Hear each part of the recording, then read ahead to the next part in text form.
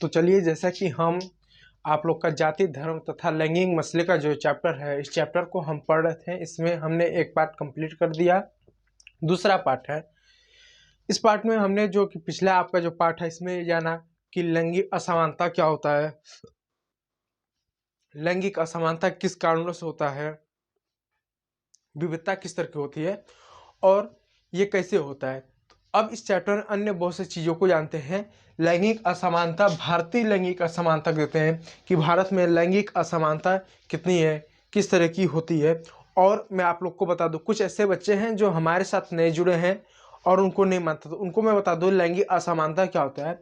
देखिए, जो लैंगिक असमानता है ये कोई प्राकृतिक नहीं है।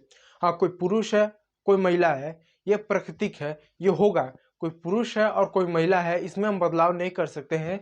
लेकिन अगर कोई पुरुष है, इस वजह से उसको कोई विशेष कार्य करने का अगर हम अधिकार दे दें, कोई पुरुष है इसलिए समाज में उसके प्रति एक अच्छी छवियाँ बना ले, तो ये गलत है। जबकि कोई महिला है, उसको समाज में उसके प्रति तयशुदा कार्य, तयशुदा भूमिका तय कर दे, उसके लिए कुछ रूढ़िवादी छवियाँ तय कर दे, तो ये कहीं ना कहीं लैंगिक असमानता को दर्शाता है। कहने का मतलब ये है कि यदि कोई महिला है, कोई महिला है, अगर उसका जन्म हुआ है, अगर कोई किसी लड़की का या किसी महिला जेंडर का यदि जन्म हो रहा है और जन्म से ही समाज में उसकी भूमिका तय कर दे रहे हैं, किसका काम होगा खाना बनाना, इसका काम होगा बर्तन धोना, इसका काम होगा घर की साफ सफाई करना और लोगों का देखभाल करना, इत्यादि इत्यादि इत्यादि चीज़ें।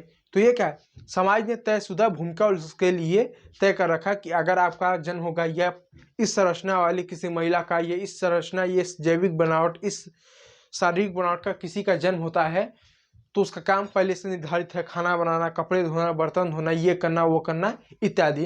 तो ये क्या है, समाज ने एक आधार पर उस वर्ग के लिए, उस समाज के लिए, उस क्षेत्र के लिए, उन लोगों के लिए क्या है, एक तयशुदा क्या कार्य बना दिया है। और कुछ रूढ़िवादी छवियां भी बना दी है कि केवल यही काम कर, जैसे भारत में और विश्व में बहुत लंबे समय तक ये रूढ़िवादी छवियां रही कि महिलाएं जो है पुरुषों जितना श्रम कार्य नहीं कर सकती। जबकि पहला व दूसरे युद्ध में ये साबित कर दिया महिलाओं ने कि महिला जो है पुरुषों जितना ही श्रमिक कार्य कर सकती हैं। अन्य ना जाने बहुत सारी ऐसी क्या रूढ़िवादी छवियां हैं। तो जब किसी के प्रति हम पहले से समाज में कुछ तयशुदा हम भूमिका तैयार कर ले, कुछ रूढ़िवादी कुछ छवियां तैयार कर ले, तो हम कहेंगे कि वो क्या उसके साथ भेदभाव हो रहा है, उसके साथ असमानता का, उसके साथ भेदभाव हो रहा है, उसके साथ बुरा बर्ताव हो रहा है या उसके साथ शोषण हो रहा है, ये कहेंगे। तो लैंगिक असमानता में क्या होता है, लिंग के आधार पे कोई पुरुष है और कोई महिला है, कोई स्त्री है यानी महिला है, कोई स्त्री है, इस वजह से समाज में तयशुदा उसकी भूमिका कर दे कि महिला है तो ये काम कर सकती है। और जो उसके प्रति कुछ छवियां, रूढ़िवादी कुछ छवियां तय करके रख दें कि महिला श्रम का कार्य कर नहीं सकते, महिलाओं के पास दिमाग नहीं होता है, महिलाएं ये होती हैं, महिला वो होती हैं। तो ये सभी चीज़ें क्या है, ये दर्शाती हैं कि किस तरह से महिलाओं के साथ भेदभाव हो रहा है। और भेदभाव किस आधार पर हो रहा है, लिंग की वजह से, यानी जेंडर की वजह से, कि इनकी शारीरिक संरचना ऐसी है, शारीरिक बनावट ऐसी है, उस वजह से हमने उनके लिए समाज में कुछ तयशुदा हमने भूमिका निभा कर, तयशुदा कुछ कार्य करके रख चुके हैं। उनके लिए समाज में हमने कुछ रूढ़िवादी छवियां बना लिए। तो यहाँ पर भेदभाव किसके वजह से है, ये स्त्री है पुरुष इस वजह से भेदभाव नहीं है, जबकि ये इस जेंडर से कुछ अलग दिखती हैं, इस वजह से उनके लिए हम कुछ जब रूढ़िवादी छवियां और कुछ तयशुदा कार्य हम समाज के ऊपर निर्धारित कर देता है, तब कहेंगे उनके साथ भेदभाव हो रहा है। और ये भेदभाव लिंग के आधार पर हो रहा है, इसलिए इसको लैंगिक भेदभाव कहेंगे। लैंगिक असमानता तो कहेंगे, लेकिन साथ साथ ये लैंगिक भेदभाव है। ये कोई पुरुष है और कोई महिला है, तो ये क्या केवल एक असमानता है। लेकिन इस असमानता के आधार पर यदि हम इसके साथ भेदभाव करें, कुछ विशेष कार्य करें कि पुरुष है तो ये काम कर सकता है, पुरुष है तो सब कर सकता है, महिला है तो केवल ये काम कर सकती है और ये तो कर ही नहीं सकते, तो ये क्या है, ये लैंगिक भेदभाव दिखाता है कि जेंडर के आधार पर, शारीरिक बनावट के आधार पर क्या एक भेदभाव किया जा रहा है। तो ये क्या इसको इन सभी चीज़ों को दर्शाता है। ठीक है, अब आगे देखिए, इस चीज़ को दर्शाता है। और लैंगिक मसले में क्या पढ़ना पड़ता है कि लिंग से संबंधी यानी स्त्री और पुरुष से संबंधी किस तरह की समस्याएं हमारे समाज में देखने को मिलती है। जैसे हमारे समाज में स्त्रियों के लिए शिक्षा की समस्या देखने को पड़ती है, शिक्षा से संबंधित समस्या, क्योंकि पुरुषों के लिए, क्योंकि हर समाज में, भारतीय समाज में हर पिता, यदि किसी पिता के 3 पुत्र हैं, 3 पुत्र हैं और 3 पुत्रियां यानी 3 बेटे हैं और 3 बेटियां हैं, तो हर पिता समानता, यदि मान लीजिए आप ऐसा समझिए, एक एक कर लीजिए, मान लीजिए एक बेटा है और एक बेटी है और उस पिताजी के महीने की इनकम यदि 15,000 रुपया है, 15,000 रुपया है, तो वो पिता क्या अपनी ज़्यादा संपत्ति पढ़ाने लिखाने पे किस पे खर्च करना चाहता है, वो बेटा पे करना चाहता है, क्योंकि उसको लगता है कि बेटा पढ़ेगा लिखेगा तो ये करेगा वो करेगा ऐसा करेगा और बुढ़ापे का सहारा बनेगा, और बेटा को क्या आगे चल के तो कमाना है, उसको परिवार देखना है, इत्यादि चीज़ें देखना है। जबकि बेटी का क्या वो तो उसको वो पढ़ा भी लिखा दे, कुछ भी कर दें, तो एक समय बाद क्या उसकी शादी करना पड़ेगा, शादी करना पड़ेगा, अपने घर चली जाएगी, ये हो जाएगी वो हो जाएगी, उसको तो कमाना है नहीं, उसको तो परिवार नहीं चलाना है। तो ऐसा सोचते हुए लोग कहीं ना कहीं क्या होता है, जो भी पिता होते हैं, अधिकांशतः परिवारों में अधिकांशतः पिता जो होते हैं, जो भी उनके पास संसाधन होता है, जो भी उनके पास पैसा होता है, जो कुछ भी होता है, वो सब किस पे खर्च करते हैं, सब पुत्रों पर खर्चे करते हैं। और इससे भी क्या कहीं ना कहीं एक आर्थिक भेदभाव देखने को मिलता है, और आर्थिक भेदभाव देखने को मिलता है। इसके साथ साथ शिक्षा का जो स्तर है, ये पुरुषों का अधिक होता है, पुरुषों का अधिक होता है, पुरुषों का अधिक होता है, और महिलाओं का जो होता है, महिला का जो होता है, ये कम होता है। और आज भी आप देख सकते हैं तो भारत में जो आबादी है, उस आबादी में लगभग 100% आबादी जो है, उसमें से 100% महिलाओं की आबादी में से 56% महिला पढ़ी लिखी हैं, जबकि 100% आबादी में से, पुरुषों की आबादी में से केवल 74% पुरुष ही पढ़े लिखे। यानी भारत में जितनी महिला है, यदि भारत में यदि 100 महिला हैं, तो 100 महिला में से केवल 56 महिला यानी 56% ही महिला पढ़ी लिखी हैं। जबकि यदि भारत में 100 पुरुष है, तो 100 पुरुष में से 74 पुरुष पढ़े लिखे हैं। यह आपका एनसीईआरटी का डाटा है। तो यहाँ पर भी क्या है, लिंग के आधार पर इनके साथ भेदभाव कर रहा है। तो यहाँ पर लिंग के आधार पर इनके साथ भेदभाव हो रहा है, शिक्षा के स्तर पर भेदभाव हो रहा है। फिर शोषण, अर्थ यानी पैसे के आधार पर भी क्या आर्थिक रूप से भी इनका क्या भेदभाव हो रहा है। आर्थिक रूप से क्या भेदभाव हो रहा है, आर्थिक भेदभाव देखने को मिलता है। लिंग के आधार पर आर्थिक भेदभाव भी आपको देखने को मिलता है। जैसे परिवारों में संपत्ति का अधिकार, जितने भी संपत्तियां होती हैं, चाहे जमीन हो गया, भूमि आप कर लो, जो भी कर लो, मकान हो गया, या अन्य आज के समय जो टेक्नोलॉजी हो गया, जैसे कोई मोबाइल भी खरीदता है तो पुरुष खरीदता है, तो पुरुष अपने नाम पे खरीदता है। कोई बाइक हो गया, अगर वो खरीदा गया, कोई 4 व्हीलर खरीदा गया, कोई भूमि खरीदा गया, कोई मकान खरीदा गया, या अन्य किसी भी तरह की कोई वस्तु खरीदी जाएगी या भूमि खरीदी जाएगी, तो उसका जो रजिस्ट्री होगा या उसका जो बिल बनेगा या जो मालिकाना स्वामित्व दिया जाएगा, वो किसके नाम पर दिया जाएगा, एक पुरुष के नाम पर ही दिया जाएगा, पुरुष के नाम पर ही दिया जाता है, महिलाओं के नाम पर नहीं दिया जाता। क्योंकि महिलाओं के प्रति हमारे समाज में नकारात्मक छवि बन सकी है, कुछ रूढ़िवादी छवियाँ बन सकी है, जिससे क्या महिलाओं को संपत्ति का अधिकार आमतौर पर नहीं दिया जाता है। लेकिन भारत सरकार ने एक कानून लाकर, भारत सरकार ने हिंदू अधिनियम धारा 2005 में लिख दूँ, हिंदू अधिनियम धारा 2005, हिंदू अधिनियम धारा 2005 के तहत जो महिलाएं हैं उनको भी क्या संपत्ति में हिस्सा लेने का अधिकार दे दिया गया, कि पिता की संपत्ति में क्या वो भी अधिकार ले रहे हैं। तो पहले नहीं था, तो भी क्या उनके साथ आर्थिक रूप से भेदभाव था, शैक्षिक रूप से भेदभाव था, सामाजिक रूप से भी भेदभाव था, सामाजिक रूप में क्या, जो भी घर में, समाज में, परिवार में कोई भी कार्य हो तो उसमें फैसले लेने का अधिकार किसको है, पुरुष को है, ना कि महिला को। घर में शादी है तो क्या क्या होगा, कैसे मैनेजमेंट होगा, क्या चीज़ें होंगी, इसको फैसला करने का अधिकार पुरुष को है। कोई बर्थडे है, कोई सालगिरह है या नया साल है, कोई अन्य त्यौहार है, तो उसमें जो भी चीज़ें अधिकांशतः जो भागीदारी होती है पुरुषों की होती है, महिलाओं को उसमें भाग लेना मतलब निर्णायक भाग लेने का, फैसले करने का, उसका मैनेजमेंट करने का, उसका क्रियान्वित करने का जो अधिकार होता है, वो सामान्यतः महिलाओं को नहीं होता है। कभी भी मान लीजिए किसी घर में बर्थडे है तो ऐसा कर दिया, किसी लड़के बर्थडे है तो जो भी सारी चीज़ें हैं वो कोई एक महिला करे तो नहीं हो सकता है। वो जो भी मैनेजमेंट करने का कार्य हो वो कौन, एक पुरुष करता है। और पुरुष करता है, क्यों करता है, कि पुरुष को अधिकार दिया गया। हालांकि महिला क्यों नहीं करती हैं, इसके पीछे भी कुछ सामाजिक कुरीतियां हैं। जैसे महिलाओं के साथ बहुत ज़्यादा यौन शोषण के मामले आपको देखने मिलता है। महिलाओं के साथ बहुत ज़्यादा आपको जो है घरेलू हिंसा हो गया, इस घरेलू हिंसा को भी आपको देखने, घरेलू हिंसा को देखने मिलता है, या सामाजिक हिंसा भी देखने को मिलता है। ये अन्य तरह की महिलाएं क्या मानसिक रूप से, शारीरिक रूप से उनका शोषण होता है, उनका शिकार होता है और उनका हिंसा का वो सामना करती हैं, जो कि महिला अपने आप में एक सुरक्षित नहीं है। तो बहुत से लोग इस वजह से बाहर से जॉब या अन्य कार्य करने से भी कहीं ना कहीं रोकते हैं। तो इस सभी चीज़ों से क्या महिलाओं का जो अधिकार है, जो उनका दायरा है, वो क्या वो सिमट जाता है। महिला कितना अधिकार है तो इतना में ही सिमट जाता है। धीरे धीरे क्या वो उनका जो दायरा है वो सिमट जाता है। तो मैं आपको ये बताना चाहता हूँ, ठीक है। तो ये भी कहीं ना कहीं भेदभाव होता है महिलाओं के साथ। तो आप जो है ये जो मैंने लिखवाया है ये वाला, इसको आप लिख सकते हैं हिंदू अधिनियम धारा 2005। पिता की संपत्ति में महिलाओं को पिता की संपत्ति में महिलाओं को हिस्सा लेने का अधिकार। ये आप इस चीज़ को जो है नोट कर सकते हैं। उम्मीद करता हूँ कि जो चीज़ें मैं आपको बता रहा हूँ वो चीज़ें आप समझ पा रहे हैं। देखिए ये जो चैप्टर है ना, ये चैप्टर जो है बहुत कठिन नहीं है, एकदम आसान है, एकदम इजी है। आप इसको आसानी से पढ़ सकते हैं, आसानी से समझ सकते हैं। बहुत ज़्यादा कठिनाइयाँ नहीं आती हैं इस चैप्टर को पढ़ने में।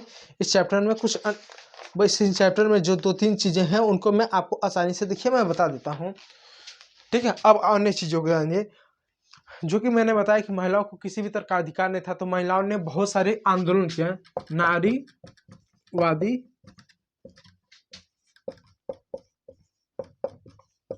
आंदोलन। तो जो कि जैसे कि मैंने बताया कि पहले महिलाओं को शिक्षा का अधिकार नहीं था।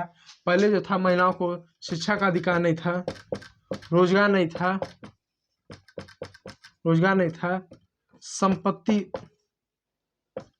संपत्ति का अधिकार नहीं था,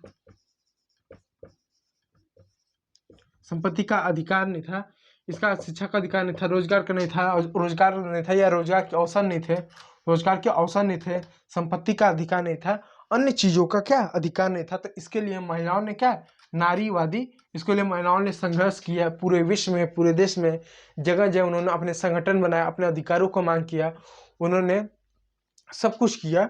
और इन सभी चीज़ों इनको हम क्या कहते हैं, नारीवादी आंदोलन कहते हैं। नारीवादी आंदोलन का मतलब है कि महिलाओं ने अपने संगठन बनाए, देश में बनाए, अंतर्राष्ट्रीय स्तर पर बनाए और अपने अधिकारों की उन्होंने मांग किया। शिक्षा के लिए मांग किया, रोजगार के लिए मांग किया, रोजगार में अवसर, फिर संपत्ति का अधिकार, रोजगार में संपत्ति में समानता का अधिकार, अन्य चीज़ों के अधिकार के लिए उन्होंने क्या संघर्ष किया। और इस संघर्षों को हम नारीवादी आंदोलन के रूप में जाते हैं। चाहे आप वोट कर सकते हो, वोट देने का जो अधिकार है इसके लिए भी उन्होंने संघर्ष किया। चुनाव लड़ने के अधिकार के लिए, चुनाव में भाग लेना, इसके लिए भी उन्होंने संघर्ष किया। इन सभी के लिए उन्होंने क्या संघर्ष किया, इसके लिए आंदोलन किया, जिसको हम क्या नारीवादी आंदोलन हम कहते हैं। कल हमारा जो चैप्टर था इसी पर समाप्त हो गया था।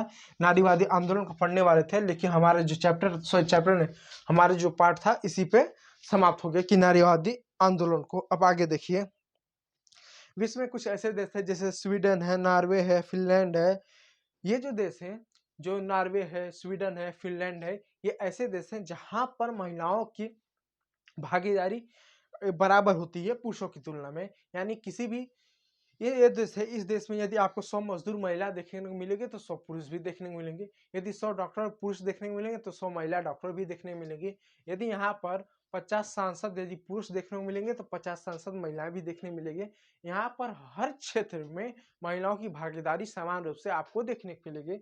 यानी यहाँ पर हर क्षेत्र में, चाहे समाज हुआ, प्रशासन हुआ, राजनीति हुआ, सेना हुआ, किसी भी क्षेत्र में, चाहे खेल का क्षेत्र हुआ, किसी क्षेत्र में यहाँ पर महिला पुरुषों की जो भागीदारी है आपको क्या समान रूप से देखने को आपको मिलती है। तो यहाँ पर समान रूप से अधिकारी देखने को मिलती है। तो किन सा देश में, स्वीडन है, नॉर्वे है, फिनलैंड है, यानी स्कैंडिनेवियाई जो देश है, इन सभी देशों में क्या आपको जो है देखने को मिलता है। तो आप इन सभी चीज़ों को जो है नोट कर सकते हैं, नारीवादी आंदोलन।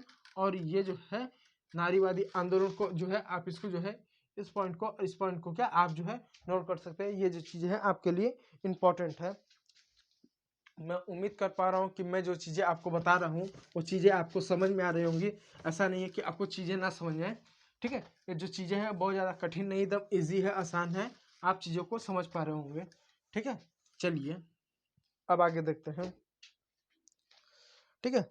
आगे देखते हैं, देखिए जैसा कि एक रूढ़िवादी छवि है कि महिला क्या उनकी जो श्रम शक्ति होती है कम है, जबकि एक एनसीईआरटी के यहाँ पे सर्वे है कि एक महिला औसत एक दिन में एक पुरुष से 1 घंटे ज़्यादा काम करती है, यानी 1 घंटे ज़्यादा, यानी एक महिला 1 घंटे में औसत ज़्यादा काम करती है पुरुष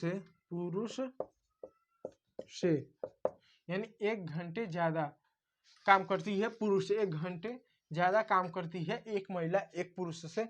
ये औसत है, ये औसत है, ठीक है, औसत है, ये औसत है, यानी कोई भी महिला जो घर का ही काम क्यों नहीं करती है, तो एक महिला एक पुरुष से औसत 1 घंटे क्या ज़्यादा काम करती है। ये एनसीईआरटी का एक जो है सर्वे है, ठीक है। अब नारीवादी क्या होता है? औरत और मर्द के लिए समान अधिकार और अवसरों में विश्वास करने वाली महिला या पुरुष, ठीक है, यह नारीवादी के अंतर्गत आता है। और जैसा कि आप सबको मालूम है कि जो भारत है ये इसको मैं मिटा दूं, पितृ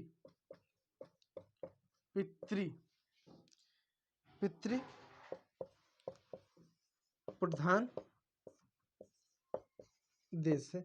जैसा कि आप सबको मालूम है कि जो हमारा भारत है क्या, ये पितृ प्रधान देश है। यहाँ पर जितने भी संपत्ति का अधिकार हो गया या कोई कार्य हो गया, शुभ कार्य हो गया, अशुभ कार्य हो गया, संपत्ति का अधिकार हुआ, जो भी घर में निर्णय हो गया, ये सभी फल लेने का अधिकार, इन सभी चीजों का करने का जो अधिकार है ये किसको है? ये भारत में पुरुषों को है, क्योंकि भारत जो है ये पितृ प्रधान या पितृसत्तात्मक देश है, ठीक है। पितृसत्तात्मक क्या भारत में क्या पितृसत्तात्मक भारत में क्या ये जो है भारत में यह एक देश है। आप इस चीज को जो है आप याद करें, भारत एक पितृसत्तात्मक देश है। और आगे देखिए, महिलाओं में साक्षरता की दर केवल 74, यानी 100 महिला, मैंने कहा ना कि 100 महिला में केवल 54 महिला आपको पढ़ी लिखी मिलेंगी, जबकि पूरे 100 पुरुष में भारत में केवल 76, 74 में लिखा था गलत हो गया था, ये 76 पुरुष आपको पढ़े हुए मिलेंगे, यानी 100% पुरुष में से आपको 100% पुरुष में से 76% पुरुष पढ़े लिखे मिलेंगे, जबकि 100% महिलाओं में से 54% महिलाएं पढ़ी लिखी मिलेंगी, जो कि देख सकते हैं साक्षरता दर कितना कम है ये भारत में, ठीक है, भारत में। तो इसको भी बढ़ने की जरूरत, और इसके साथ साक्षरता दर तो कम है, साक्षरता दर जो है वो तो कम है, लेकिन इसके साथ साथ बहुत से ऐसी कम महिलाएं, यानी पुरुषों की तुलना में महिलाएं कम मध्य मैट्रिक परीक्षा यानी 10वीं परीक्षा और 12वीं की परीक्षा उत्तीर्ण कर पाती हैं, जबकि जैसे किसी वर्ष में 100 पुरुष अगर 10वीं की परीक्षा पास करते हैं तो वहीं पर 90 या 80 महिला ही केवल 10वीं की परीक्षा पास कर पाती हैं। क्यों पास कर पाती? क्योंकि इनकी इस वजह से नहीं कि महिला पढ़ने में कमजोर होती है या पढ़ नहीं पाती, क्योंकि इनकी संख्या कम होती है। जैसे मान लीजिए किसी क्षेत्र से 10वीं में अगर 1000 बच्चों ने अगर पेपर दिया, ये पुरुष हैं, तो वहीं पर 10वीं में उसी स्कूल से मात्र 950 स्त्री ही क्या 10वीं का पेपर देती हैं। तो ये भी कहीं ना कहीं अपने आप में एक समस्या का एक कारण है, जो शिक्षा के स्तर को कम को आपको दिखाता। आगे देखिए, संसाधनों को लड़की दोनों पर खर्च नहीं करना चाहते, बराबर खर्च नहीं करना चाहते, जो कि मैंने बताया कि बहुत से ऐसे माता पिता हैं जो अपने संसाधन है वो लड़के और लड़की पर समान रूप से खर्च नहीं करना चाहते हैं। क्यों नहीं करना चाहते? जैसे मान लीजिए कोई पिताजी हैं जो महीने का 15 या 20 हजार कमाते, तो उनकी विचारधारा क्या है कि बेटा है वो आगे चलकर उसका शादी होगा तो परिवार होगा, तो उसको खिलाना पिलाना पड़ेगा, परिवार को उसका आजीविका देखना पड़ेगा, भर पोषण सब करना पड़ेगा, इसलिए पढ़ेगा नहीं तो वो कुछ नहीं कर पाएगा। जबकि स्त्री की परीक्षा उसकी विचारधारा रखते हैं कि इसको तो शादी करके अपने घर जाना है, इसको थोड़ा ना परिवार में कमा कर देना है, इसको तो बस चलाना है घर को, तो इसलिए उसको नहीं पढ़ाते हैं। जबकि पुरुष को इस वजह से कि पुरुष जो है वो पढ़ेगा तो काम करेगा और काम करेगा तो ज़्यादा पैसा मिलेगा, और जो ज़्यादा पैसा मिलेगा तो अपने परिवार को चला सकता है। इसलिए हमारे समाज में क्या जो इसलिए हमारे जो समाज में क्या पुरुषों को प्लस सभी माता पिता पुरुषों पर ज़्यादा अपने संसाधन को, अपने पैसों को खर्चा करना चाहते हैं, जबकि महिलाओं पर नहीं करना चाहते हैं। ये एक विचारधारा, एक मानसिकता है। अब आगे देखिए, और इसके साथ साथ भारत में जितने भी ऊंचे पद हैं, यानी भारत में जितने जैसे ऊंचे पद सरकारी नौकरी में आईएएस है, आईपीएस है, आईपीएस है, डॉक्टर हैं, इंजीनियर है, फिर उसका एडवोकेट है, ठीक है, इंजीनियर है, एडवोकेट है, फिर उसके बाद जज है, ठीक है, जज है, इत्यादि जितने भी पद हैं, इस सभी पदों पर जितने भी उच्च पद हैं, इसमें पुरुषों की जो जनसंख्या है वो ज़्यादा है। यानी अगर भारत में मान लीजिए 1000 आईएएस है, भारत में यदि 1000 आईएएस है, 1000 आईएएस में से मात्र 200 ही केवल महिला आईएएस या 300 ही आपको महिला आईएएस आपको देखने को मिलेगी। क्यों? क्योंकि पुरुषों की इसमें जनसंख्या ज़्यादा है। तो किसी भी क्षेत्र में, चाहे सरकारी फील्ड हो, चाहे आपको प्राइवेट आपको फील्ड मिल जाए, कोई फील्ड मिल जाए, जितने भी ऊंचे पद हैं, जितने भी प्रतिष्ठा वाले पद हैं, जितने भी ऊंचे तनख्वाह वाले पद हैं, उन सब पे पुरुषों की जनसंख्या आपको सामान्यतः ज़्यादा मिलेगी, जो कहीं ना कहीं ये क्या भेद भाव को दिखाती है। क्या ये भी क्या एक भेदभाव को दिखाती है कि स्त्रियों और पुरुषों के बीच में भेदभाव को, एक लैंगिक असमानता को, लैंगिक भेदभाव को दिखाती है। तो इसके भी सरकार क्या समाप्त करने के लिए, सरकार इसको भी खत्म करने के लिए क्या महिलाओं को आरक्षण देती है। आरक्षण, इसके लिए क्या भी महिलाओं को आरक्षण देती है। अब आरक्षण कैसे दिया, जैसे मान लीजिए आरक्षण देती है। अब आरक्षण कैसे देती है मैं आपको बताता हूँ। देखिए, जैसे मैंने बताया कि सऊदी अरब हो गया, अमेरिका हुआ, ब्रिटेन हो गया, इन सभी देशों में महिलाओं को पहले वोट देने का अधिकार नहीं था। हमारे आज़ादी से समय यानी 1951 में जब पहली बार चुनाव हुआ, 1951 से क्या हमारे यहाँ चुनाव में वोट देने का महिला एवं पुरुषों को सबको अधिकार रहा। सबको क्या अधिकार हमारे यहाँ रहा, अधिकार तो सबको रहा है। लेकिन चुनाव में जो महिलाओं वो लड़ती थी, और 1951 से लेके वर्ष 2019 तक भारत में जो लोकसभा का चुनाव हुआ है, इस लोकसभा चुनाव में महिलाओं की जो संख्या थी ना, इस समय अगर आप देखें 2019 में जो चुनाव हुआ उसमें लगभग 12% से कम महिला सांसद थी, जबकि जो पुरुषों की जो संख्या थी वो क्या थी, अधिक थी। जब 1991 में जब हमने पंचायती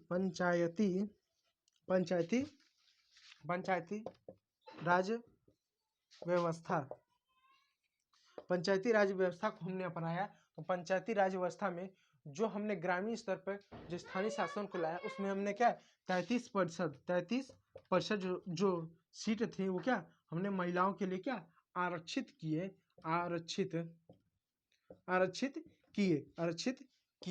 और इसके साथ साथ मैं आप लोग को बता दूं, वर्ष 2023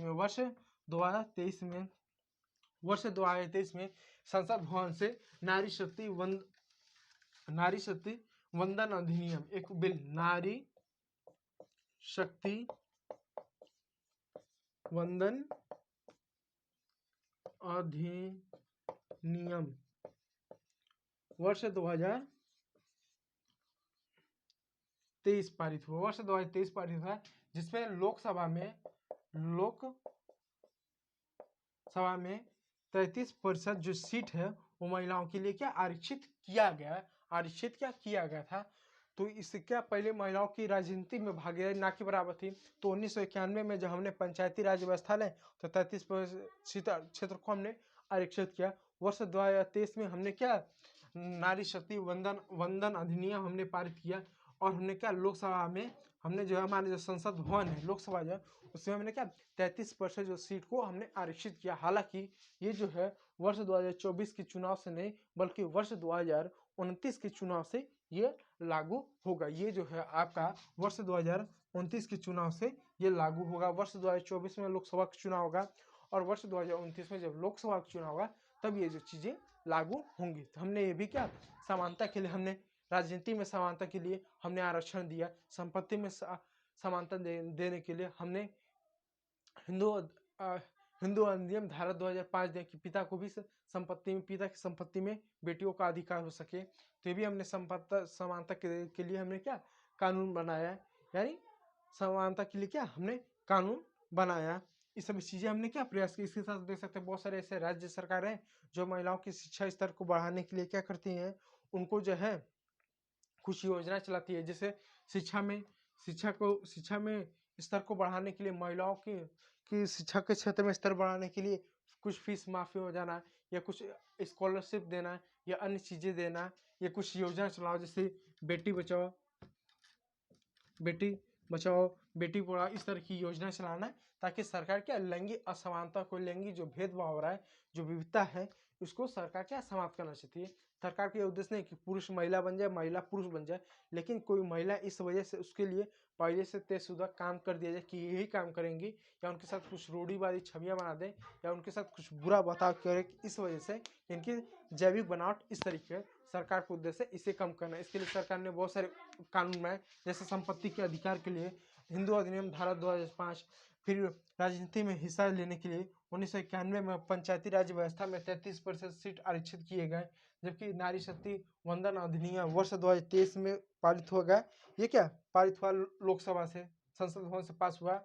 33% क्या सीटें आरक्षित करता है लोकसभा में, संसद भवन में हमारा। तीसरी बात, यदि किसी महिला को जैसे कि घरेलू हिंसा, इसके लिए उसके साथ साथ महिलाओं को घर में मारना, पीटना, यातना देना, प्रताड़ना देना, ये घरेलू हिंसा के तहत क्या घरेलू हिंसा, यानी घरेलू हिंसा का इसको अपराध माना गया, अपराध माना गया। यानी यदि किसी महिला को उसके घर के लोग उसको पीट दें, तो अगर महिला कंप्लेन कर दे तो ये घरेलू हिंसा माना जाएगा, इसके लिए कानून है। लेकिन वहीं पर किसी पुरुष को घर में मार दिया जाए तो वो अपराध है, लेकिन वो घरेलू हिंसा के अंतर्गत नहीं आएगा। यानी किसी पुरुष की यदि घर में पिटाई हो रही है तो केवल हिंसा है, लेकिन वहीं पर किसी महिला को घर में पीटा जा रहा है, ठीक है, घरेलू हिंसा है। अब दोनों में अंतर हो जाएगा। जब घरेलू हिंसा हो जाएगा तो इसके लिए मान लीजिए अगर 10 साल का सजा है, तो वही हिंसा के लिए मान लीजिए केवल 8 साल का सजा होगा। तो पुरुष को कोई घर में पीट दे तो हिंसा है, तो मान लीजिए उसके लिए हिंसा के लिए 8 साल की सजा है, तो घरेलू हिंसा के लिए क्या आपको मान लीजिए आपको 10 साल का सजा होगा। जो कि पीट पुरुष भी रहा है घर में, पीट महिला भी रही है, लेकिन फिर भी अंतर देखने को मिल जाएगा। क्यों? क्योंकि महिलाओं को ही घर में समानता मारा पीटा रगड़ा कुचला जाता है। तो सरकार ने इसको भी कम करने के लिए घरेलू हिंसा दिया है कि घरेलू हिंसा करना एक गैर कानूनी एक अपराध है। तो कानूनी अपराध है, गैर कानूनी अपराध है। सरकार ने इसको भी रोकने के लिए प्रावधान किया है, ताकि ये क्या जो लैंगिक असमानता की वजह से जो लैंगिक मसले हैं, लैंगिक असमानता की वजह जो भेदभाव है, ये क्या समाप्त हो जाए। तो उम्मीद करता हूँ जो लैंगिक भेदभाव था ये जो है आपको समझ में आया होगा। अब इसी के आधार पर जैसे लैंगिक लिंग की वजह से, पुरुष महिला की वजह से भेदभाव होता है, बुरा बर्ताव होता है, ठीक उसी प्रकार जाति के आधार पर भी क्या लोगों के साथ बुरा बर्ताव होता है। बुरा बर्ताव होता है, इस लिंग के साथ क्या बुरा बर्ताव होता है जाति के आधार पर। जैसे भारत में जातियों के आधार पर बुरा बर्ताव, जैसे हमारे भारत में 2 जातियां, एक एसटी और एक एससी, यानी अनुसूचित जनजाति। ये हमारे अनुसूचित जनजाति और अनुसूचित जाति, शेड्यूल्ड ट्राइब और शेड्यूल्ड कास्ट, एसटी और एससी, ठीक है, अनुसूचित जाति और अनुसूचित जनजाति। तो अनुसूचित जनजाति, इनके साथ क्या हमारे यहाँ भी क्या बुरा बर्ताव किया जाता है, इनके साथ भी कुछ बुरा बर्ताव किया जाता है। तो इनके लिए भी एक कानून बनाया गया है। इनके लिए भी क्या अनुसूचित जाति एवं अनुसूचित जनजाति अत्याचार निवारण अधिनियम 1989, मैं इसको इरेज कर दूं। आप अगर इसमें से कोई चीज़ को नोट करना चाहते हैं तो आप नोट कर सकते हैं। हालांकि इसमें से कोई ऐसी चीज़ नहीं है जो आप नोट कर सकते, बस आपको चीज़ें बस ना क्लियर रहें, चीज़ें आपको बस समझ में आए। और मैं आपको एक बात और बता दूं, डेली जो है शाम 5 बजे, डेली जो है शाम 5 बजे जो कक्षा हमारे 10वीं के जो बच्चे हैं उनके लिए लाइव क्लास चलाया जाता है। यदि आप किसी भी सब्जेक्ट्स हो, चाहे आप इतिहास पढ़ते हो, भूगोल पढ़ते हो, समाजशास्त्र 11वीं में, नागरिक शास्त्र, अर्थशास्त्र, इन चारों विषयों का हमारे इस चैनल पर समग्र अध्ययन कराया जाता है। आप हमारे साथ जुड़ सकते हैं इन सभी विषयों की समग्र रूप से तैयार करने के लिए। और मैं इस समय लाइव हूँ। यदि आपका किसी भी प्रकार का डाउट है तो आप कमेंट सेक्शन में लिखिए और मुझे बताइएगा। मैं आपका पूरा प्रयास करूंगा आपके डाउट को क्लियर करने के लिए। और उम्मीद है मैं जो बता पा रहा हूँ आप चीज़ों को समझ पा रहे होंगे। चलिए अब आगे को हम देखते हैं। अब जो है हम आगे देखते हैं। तो ये जो था महिलाओं के साथ क्या, यानी लिंग के आधार पर भेदभाव था, लिंग के आधार पर बुरा बर्ताव था। अब चलिए देखते हैं, अब जो है चलिए देखते हैं अब चलिए देखते हैं कि जाति के आधार पर किस तरह से और धर्म के आधार पर किस तरह के लोगों के साथ क्या बुरा बर्ताव होता है। इस तरह से भी क्या भारत में किस तरह से बुरा बर्ताव लोगों के साथ होता है, इसको भी क्या हम जो है जानने का प्रयास करते हैं। ठीक है, एक सेकंड आप जो है जरा रुके रहिएगा, और मैं इसको जो है अच्छे से जरा मैं हूँ जो इसको जो है मैं इरेज कर दूँ। ठीक है, इरेज कर दो। अब एक सेकंड, और मेरी जो हैंडराइटिंग से संबंधित यदि किसी प्रकार का आपको डाउट है, या यदि मेरी हैंडराइटिंग अगर आपको ना समझ में आए तो आप उसे भी मुझे बताइएगा, मैं प्रयास करूंगा उसको भी क्या सॉल्व करने के लिए, कि उसको भी हैंडराइटिंग को बेहतर करने के लिए। ठीक है, अब देखिए जाति संबंधित भी कुछ समस्या है, मैं उसके बारे में भी आप लोगों को कुछ बता दूं। देखिए अप्रीति प्रधान क्या होता है आपको मालूम है ना, ऐसा क्षेत्र जहाँ पर ऐसा समाज, ऐसा क्षेत्र है, इसका शाब्दिक अर्थ है तो पिता का शासन है, पर इस पद का प्रयोग महिलाओं की तुलना में पुरुषों की ज्यादा सती देने वाली व्यवस्था के लिए भी किया जाता है। ठीक है, आप ये बात जान लीजिए। ओके, उम्मीद करता हूँ आप समझ आता है। और ये आपका जो एनसीईआरटी किताब अगर आप मैप में देखें, तो आप देख सकते हैं वो ये क्षेत्र है जहाँ पर बाल लिंग अनुपात यानी महिलाओं की संख्या कम है। जो एकदम लाल वाला अगर ये क्षेत्र देखते हैं, ये वाला जो क्षेत्र जो है पंजाब हरियाणा का, मध्य प्रदेश का ये क्षेत्र है, फिर गुजरात का ये वाला जो क्षेत्र है, इन क्षेत्रों में अगर देखें तो महिलाओं की जनसंख्या प्रति 1000 पुरुष में केवल 800 है। यानी पंजाब हरियाणा में क्या आपको देखने मिलेगा, पंजाब हरियाणा में क्या है, मैं इरेज करके बताऊं। आप पंजाब हरियाणा देखें, पंजाब हरियाणा, पंजाब हरियाणा में क्या होता है, यहाँ पर 1000 पुरुष और 1000 पुरुष पर क्या है, यहाँ पर 1000 पुरुष है, मात्र केवल 800 महिला ही आपको देखने मिलती है। ये पुरुष है महिला है। आप देख सकते हैं यहाँ पर क्या 1000 पुरुष में केवल 800 तक से कम, 800 से कम महिला आपको देखने को मिलती है। कहाँ पर, पंजाब और हरियाणा में। अन्य राज्यों में देखें जैसे पंजाब हरियाणा है, पंजाब आपका हरियाणा है, फिर मध्य प्रदेश का क्षेत्र हो, गुजरात का ये क्षेत्र हुआ, दिल्ली का ये क्षेत्र हो गया, समानता आपको देखने को मिलता है। और सबसे ज्यादा पुरुषों और महिलाओं की जो जनसंख्या है, यदि अगर आप सबसे ज्यादा पुरुषों और महिलाओं की जनसंख्या देखें तो आपको इधर देखने का पूर्वी भारत के इन क्षेत्रों में, जैसे असम है, अरुणाचल प्रदेश है, मेघालय है, इन सभी क्षेत्र में। यानी अगर अन्य क्षेत्रों में सबसे ज्यादा, यहाँ पे सबसे कम, मैं लिख दूं भारत में सबसे कम जनसंख्या, भारत में सबसे कम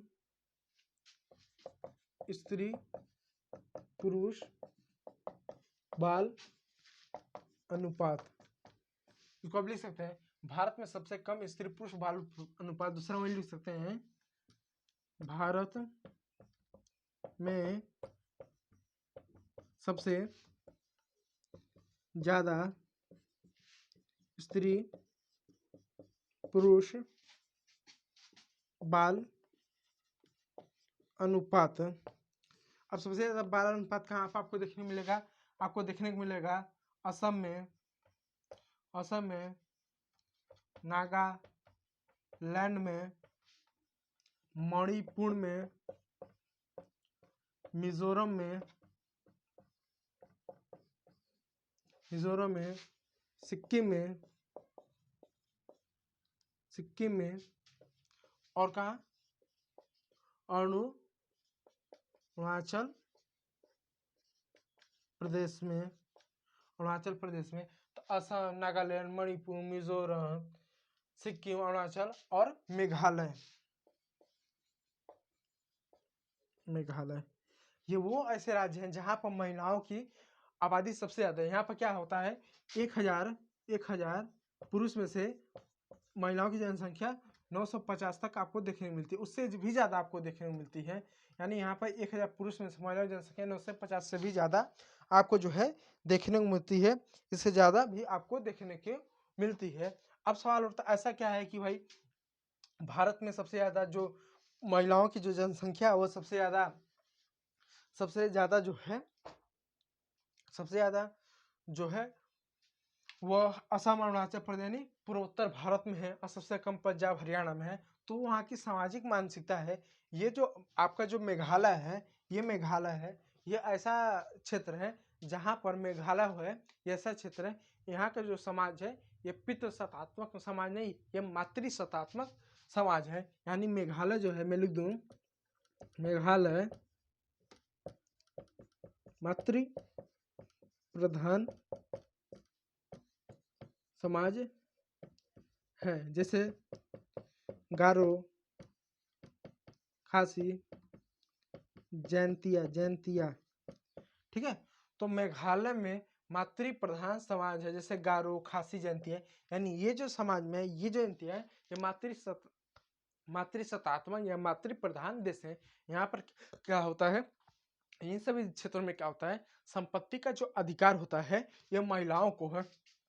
इन सभी क्षेत्रों में क्या होता है, संपत्ति का जो अधिकार है ये महिलाओं का होता है। यानी भारत में जितने भी आदिवासी समाज हैं, जैसे कि आप जितने भी आदिवासी समाज हैं, जैसे आप जो है तेलंगाना ले लें, आंध्र प्रदेश ले लें, तमिलनाडु ले लें, उड़ीसा, झारखंड, पश्चिम बंगाल, फिर इन सभी क्षेत्र में अगर आप मैप की मदद से देखें तो अगर आप मैप में देखें ये वाला, तो ये जो इलाका है ना जो आपको पूरा हरा हरा हरा हरा हरा इधर दिख रहा है, इस साइड है आपका केरला में थोड़ा सा दिख रहा है, कर्नाटक में थोड़ा सा दिख रहा है, फिर तेलंगाना में, आंध्र प्रदेश में, फिर छत्तीसगढ़ में, झारखंड में, उड़ीसा में, पश्चिम बंगाल में और इन सभी राज्यों में। तो यहाँ पर क्या है, महिलाओं की जनसंख्या ज़्यादा है। तो क्यों? क्योंकि यहाँ पर पितृ सत्तात्मक है, लेकिन मेघालय की जो समाज है ये क्या मातृ प्रधान सत्तात्मक है। यहाँ पर महिलाओं को संपत्ति में अधिकार है। तो जितने भी आदिवासी समाज है उनमें से बहुत ऐसे आदिवासी समाज हैं जहाँ पर महिलाओं को संपत्ति में अधिकार है। और यहाँ पर शादी के बाद जो है पुरुष ससुराल जाता है, कहाँ पर, गारो, खासी, जयंती यानी मेघालय में। और यहाँ पर क्या है, पुरुष के जन्म लेने पर यहाँ के लोग एक तरह से दुख, एक तरह के शोक मनाते हैं, जबकि महिलाओं के जन्म लेने पर यहाँ पर खुशी मनाते हैं। इसलिए जो आपका तमिलनाडु है, केरला है, आंध्र प्रदेश है, कर्नाटका है, उड़ीसा है, पश्चिम बंगाल है और पूर्वी भारत का राज्य है जहाँ पर आदिवासी यानी एसटी ये लोग जो पाए जाते हैं, सॉरी, जनजाति समुदाय के लोग पाए जाते हैं, यहाँ के जो लोग पाए जाते हैं इनकी जो है आपको जनसंख्या, महिलाओं की जनसंख्या ज़्यादा देखने मिलती है, क्योंकि वहाँ पर महिलाओं का ज़्यादा महत्व है। देखो वहीं पर यूपी, बिहार, पंजाब, हरियाणा, यहाँ पर थोड़ा महिलाओं का जनसंख्या कम मिलता है, यहाँ पर महिलाओं का महत्व कम है। अब राज्य से बुरा मत मानिएगा कि ऐसा मैं क्यों बोला, क्योंकि जो वास्तविक तो वास्तविक है। आप पंजाब में देख लें, हरियाणा में देख लें, यूपी बिहार देख लें, यहाँ पर महिलाओं की, राजस्थान देख लें, आप यूपी देख लें, बिहार देख लें, महाराष्ट्र देख लें, इन सभी क्षेत्रों में क्या महिलाओं की, और पंजाब, हरियाणा, दिल्ली में देख लें तो यहाँ पर महिलाओं की जनसंख्या बहुत कम है। यहाँ पर महिलाओं का उतना महत्व नहीं है जितना महत्व पश्चिम बंगाल में, पूर्वी के भारत के राज्यों में है वह जनसंख्या, ठीक है, इन्हीं क्षेत्रों में है। तो अगर आप इसको स्क्रीनशॉट लेना चाहें तो आप एक क्या स्क्रीनशॉट आप जो है ले सकते हैं, ठीक है, ठीक है, ठीक है। ये मैप को मैंने समझाने का जो है मैंने एक प्रयास किया। ये जो डाटा है वर्ष 2001 का है, वर्ष 2001 की जनगणना के अनुसार ली गई है। अब सवाल होता है वर्ष 2001 की जनगणना क्यों लिया गया है, क्योंकि जो आपकी एनसीईआरटी है ना ये वर्ष 2004 के समय साल लिखी गई थी, वर्ष 2000 के समय लिखी गए थे। इसलिए एनसीईआरटी के जो राइटर थे उन्होंने क्या वर्ष 2001 की जनगणना को उठाया था। ये जो भी अब पढ़ रहे थे कहाँ पुरुषों का आबादी कम है, बाल कहाँ पर पुरुष स्त्री पुरुष में बाल अनुपात कम है कि ज़्यादा है, ये जो है हम जो है वर्ष 2001 की जनगणना के अनुसार पढ़े थे। एनसीईआरटी में वर्ष 2001 की जनगणना के दिए, इसलिए हम उसी के आधार पर क्या हम जो है पढ़ रहे थे, ठीक है। उम्मीद करता हूँ कि चीज़ें आपको समझ में आ रही हैं। अब और देख लीजिए, देखिए अब देखिए प्रति 1000 लड़कों और लड़के की संख्या गिरकर 1919 रह गया है। साथ लगा नक्शा बताता है कि कई जगहों पर यह अनुपात गिरकर 1850 और कहीं कहीं पर 800 के नीचे है। यानी कहीं कहीं पर भारत में महिलाओं की जो जनसंख्या 800 से नीचे है, कहीं पर 850 से नीचे है और कहीं पर 920 के भी नीचे है। वर्तमान समय 943 कुछ ऐसा चल रहा है। आप देख लीजिए ये घटता बढ़ता रहता है, ठीक है। तो यह अनुपात है कि 1000 पुरुष में कितने महिला हैं। तो बहुत से ऐसे राज्य हैं जहाँ पर 1000 पुरुष में केवल 800 महिला हैं, बहुत से ऐसे राज्य हैं जहाँ पर 1000 पुरुष में केवल 850 महिला हैं, और हमारे देश में सबसे ज़्यादा 1000 पुरुष में 943 महिलाएं ही होती हैं, क्योंकि बहुत से ऐसे महिलाओं को कोख में मार देना तकनीक का प्रयोग करके, क्योंकि तकनीक जिससे अल्ट्रासाउंड से उसे पता चल जाता है, उसके लिंग का जांच करवाना या जन्म के बाद उसको देखभाल न करना, अन्य चीज़ें करना, इन सभी चीज़ों से क्या कहीं ना कहीं लोग जो होते हैं वो उन बाल हत्या करते हैं, शिशु हत्या करते हैं, और इसको भी रोकने के लिए सरकार ने क्या कानून बना रखा है। अब आगे देखिए, धार्मिक आधारित विभाजन। अब चलिए धर्म और राजनीति को देख लेते हैं। अब जो है धर्म और राजनीति देख लें, तो यहाँ हमने देख लिया कि जो है लैंगिक विभाजन कैसे होता है। अब धर्म को देखते हैं, फिर जाति को देखेंगे, अब ऐसे चलेंगे लैंगिक धर्म जाति। अब धर्म के आधार पर देखते हैं किस तरह का विभाजन होता है। देखो सबसे पहले मैं इसको जो हूँ इरेज कर दूँ, मैं कपड़े से इरेज कर दूँ, कपड़े से जल्दी से आपका हो जाता है, ठीक है। चलिए, और जो चीज़ें मैं लिखवा रहा हूँ मैं कहूँगा इसको आप जो है नोट करते हुए चलिएगा। ये आपका पेपर की दृष्टिकोण से बहुत ज़्यादा इंपॉर्टेंट है।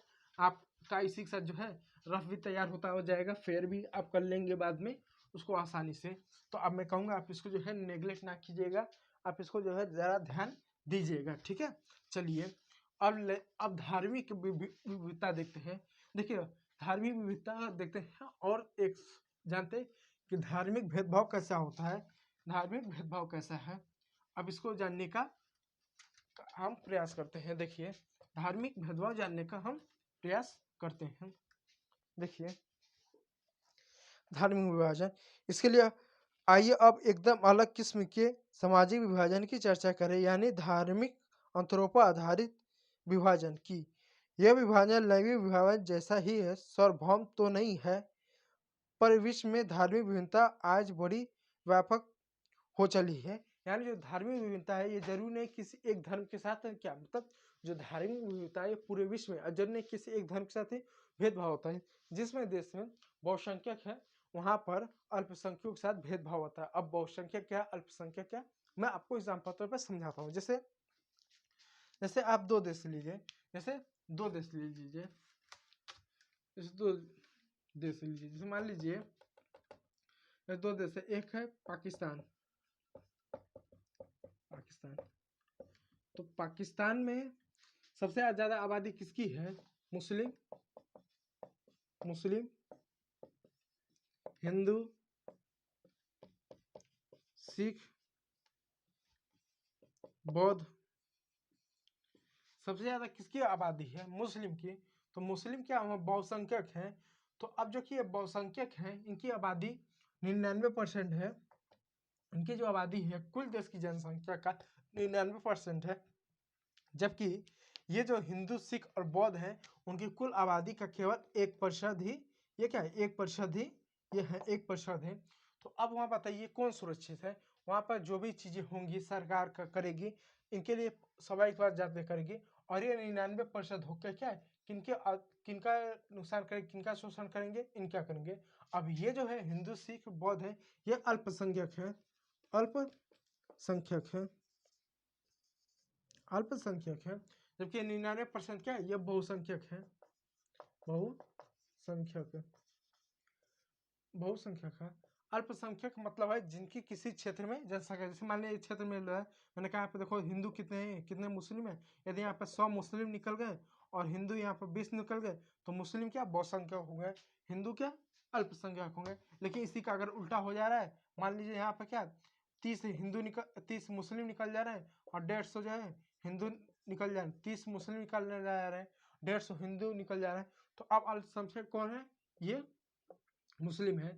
तो पाकिस्तान में अल्पसंख्यक कौन है, पाकिस्तान में अल्पसंख्यक है हिंदू है, सिख है, बौद्ध है, बहुसंख्यक है मुस्लिम है। तो वहाँ की सरकार जो भी करेगी, जो भी चीज़ें होते हैं वो मुस्लिमों के अनुसार होता है।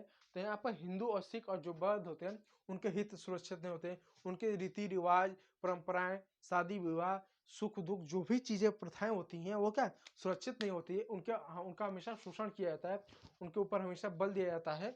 किस चीज़ पर, कि वो क्या इस्लाम धर्म को मान लें। जैसे जब पाकिस्तान बना था तो पाकिस्तान की आबादी में 10% गैर मुस्लिम थे, क्या गैर मुस्लिम थे, यानी गैर मुस्लिम का मतलब वो जो मुस्लिम नहीं थे, यानी गैर मुस्लिम का मतलब होता है कि जो मुस्लिम ना हो, जो हिंदू हो, बौद्ध हो, जैन हो, कुछ भी हो, लेकिन मुस्लिम ना हो, तो उसको हम गैर मुस्लिम कहेंगे।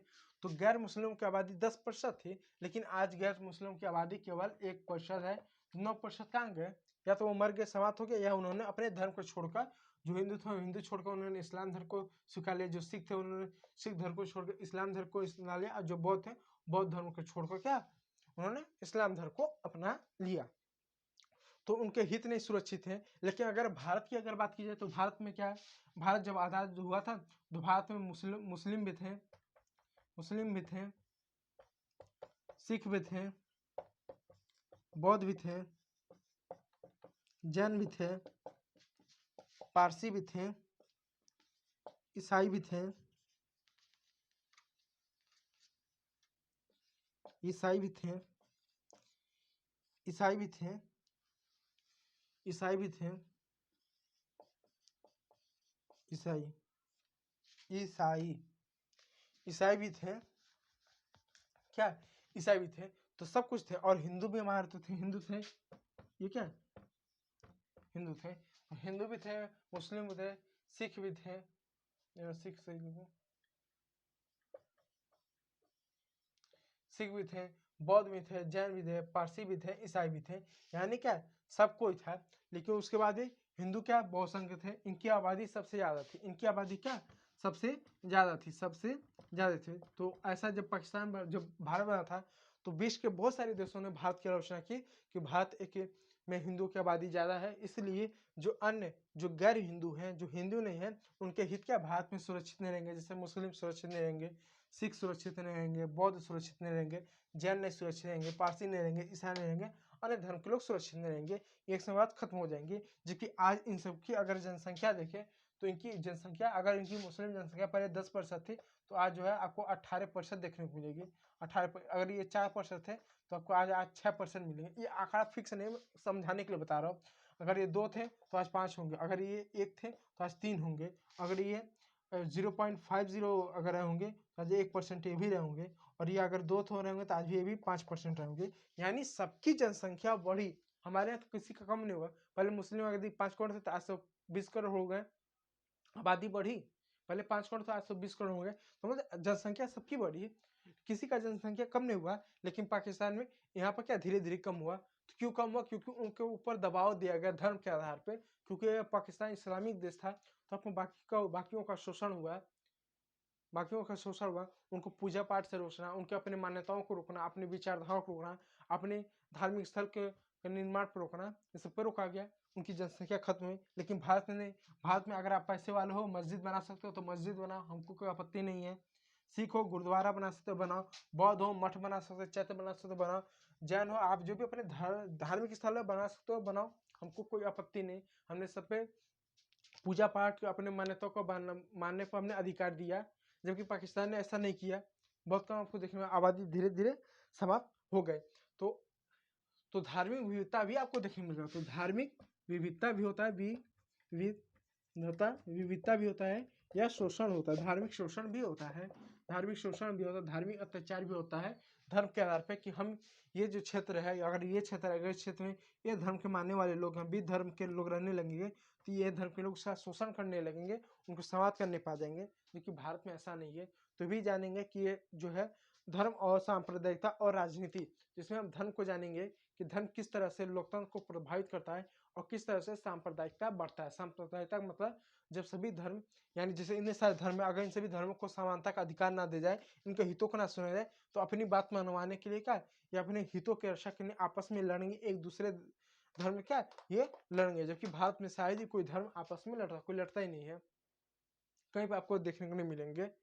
ठीक है, कहाँ आपको हिंदू मुस्लिम का दंगा देखने को मिलेगा? कहीं पर मुस्लिम सिख का दंगा देखने को मिलेगा? कहीं पर सिख बौद्ध का दंगा देखने कहीं देखने को नहीं मिलता है, और देखने को ही आपको नहीं मिलता है। क्यों? क्योंकि सबके अधिकारों की हमने बात की है। तो आप इसमें जाने की धार्मिक विविधता किस तरह से सांप्रदायिकों को जन्म देते हैं, किस तरह से लोकतंत्र को प्रभावित करता है, किस तरह से राजनीति को प्रभावित करता है, इन सभी चीज़ों को देखेंगे।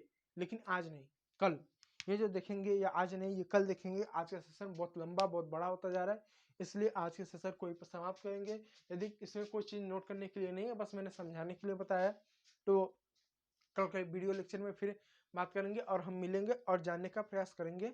ठीक है, धर्म किस तरह संप्रदाय को बढ़ावा देता है, धार्मिक संप्रदायता क्या होती है, राजनीति को कैसे प्रभावित करता है और लोकतंत्र को कैसे प्रभावित करता है, ये कल देखेंगे। लेकिन कल देखने से पहले आज आप लोग को बता दूं, डेली शाम 5 बजे यूपी बोर्ड के जो बच्चे हैं, इतिहास के बच्चे हैं, भूगोल